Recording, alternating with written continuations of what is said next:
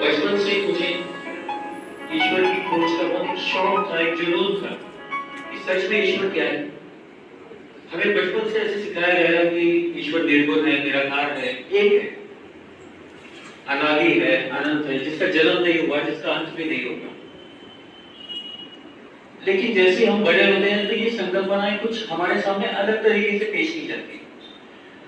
मैं आपके सामने एक बात रखना चाहता हूँ कि हिंदू बच्चा हमेशा ये गड़बड़ में रहता है, ये शक में रहता है कि हमें जो बचपन में पहला एक लेसन दिया गया ईश्वर के बारे में, वो धीरे धीरे वो कंसेप्ट धीरे धीरे चेंज हो जाता है। तो अगर मैं उसको समझूं कि ये कंसेप्ट क्या है, तो मुझे कुरान की सहायता लेनी पड़ी। मुझे सूरह फातिहा पढ़ना पड़ा। सूरह फातिहा में जब मैंने पढ़ा कि नहीं, अल्लाह एक है, अरे वो तो मिलता है फिर हमारे गीता से, जहाँ कहा गया है कि सर्वधर्मं परित्यज्य माम एकम शरणम व्रज, वो एक है ना, और वो ही एक रब्बिल आलमीन है, उस जहाँ का मालिक है, उस मालिक के कानून मानना, जिसे हम आप लोग सिरातुल मुस्तकीम कहिए, वो सरल मार्ग कहिए। अब हमारा फर्ज बनता है, अगर हम ये सिरातुल मुस्तकीम पे चले, या उस सरल मार्ग पे चले, या उस ईश्वर के कानूनों पे चले, तो मेरे भाइयों ये दूरियां कहाँ है? आप अलग तरीके से करते हैं, हम अलग तरीके से करते हैं। बस इतना सा थोड़ा सा फर्क है। आप नमाज के द्वारा करते हैं, हम लोग गीता में बताई हुई युंजन विधि की तरफ से करते हैं। सूरह नहल में अल्लाह ताला कहते हैं कि हमने हर कौम को इबादत का एक अलग अलग तरीका इजाद किया। उसकी अगली आयत में कहा गया है कि तुम्हारे समस्त मतभेदों का फैसला अल्लाह ताला आखिरत के दिन करेगा। तो ये बांटने का अधिकार हमको दिया किसने? कहीं ये मतलब बांट कर हम अल्लाह की तौहीद तो नहीं करते। इस अधिकार से अगर हम थोड़ा सा खुद को बचा लें, तो मुझे नहीं लगता कि हमें बांटने वाला भी कोई इस दुनिया में पैदा हो जाए।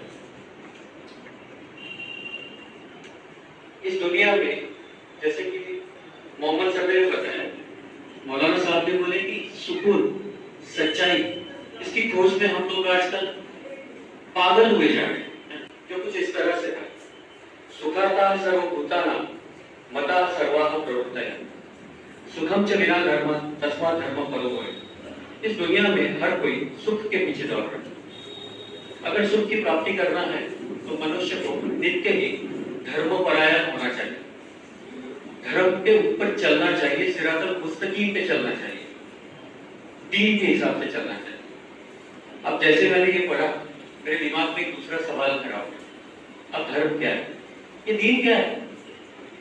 मैंने भगवद गीता का आधार लिया, एक सजेशन जैसे या फिर एक इंट्यूशन मिला कि नहीं, भगवद गीता में शायद इसका जवाब मुझे मिल जाए। मैंने भगवद गीता पढ़ना चाहिए। वहां मुझे जो समझ में आया, दो बातें समझ में आई कि ईश्वर ने इस सृष्टि का निर्माण किया और मनुष्य के उपभोग की या उसने इस्तेमाल की हर एक चीज उसने निर्माण करके रखी, और निर्माण भी कैसा है टू द परफेक्शन, उसमें नुक्स निकालने के लिए जगह ही नहीं था। आज मनुष्य कितना भी प्रगति कर ले, मॉडर्न साइंस, टेक्नोलॉजी, ये सब, लेकिन हर बात का एक साइड इफेक्ट है।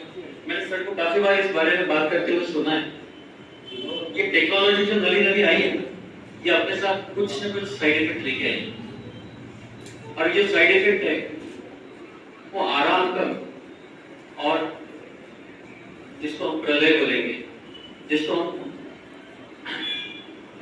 इस दुनिया को नष्ट होना बोलेंगे, वो बस करीब ला रही है बस। तो इस टेक्नोलॉजी को, मतलब अभी ईश्वर ने जो टेक्नोलॉजी बनाई है, उस टेक्नोलॉजी पर चलना, इस सृष्टि का सही ढंग से इस्तेमाल करना, उसके बताए हुए रास्ते पर चलना, यही दीन, यही धर्म है। अब मैंने भगवद गीता पढ़ना तो चालू किया, लेकिन एक तलाश की मुझे कि कोई मुझे सही ढंग से इस भगवद गीता का मतलब समझा सके। अब जैसे मैंने श्लोक पढ़ा कि सर्वधर्मं परित्यज्य, अब धर्म का परित्याग करेंगे तो ईश्वर के करीब कैसे जाएंगे? तो फिर मैंने धर्म की एक व्याख्या जो हमारे आयुर्वेद में बताई गई थी, उसके बारे में पढ़ा कि कि धारणा हम जो अलग अलग धारणा बना के बैठे हैं, हमारे दिल में हमारे हम खुद को हिंदू मुस्लिम ये वो सब बना के बैठे हैं। इन धारणाओं को छोड़ो और अल्लाह के बताए हुए रास्ते पे चलो। ये सही में धर्म है, ये दीन है। पूरे मालेगांव शहर को इस बात का फख्र है। इनाम मिलना बहुत दूर की बात है, अल्लाह की नजर देखना होना बहुत ही ऊंचा है। मैं दुआ करूंगा कि उनको जन्नत मिले। मुझे ये मौका नहीं मिला बात करने की। सर, जब भी जरूरत पड़े, जब भी बात हिंदू मुस्लिम की आए, sharp foundation, sharp and peace foundation, doctor Sajid Siddiqui, हम 24 घंटा आपके साथ हैं। आप जब भी चाहें, जैसा भी चाहें, हमारा इस्तेमाल कीजिए। मालेगांव शहर के लिए हम 24 घंटा आपके साथ देने के लिए तैयार हैं। शुक्रिया।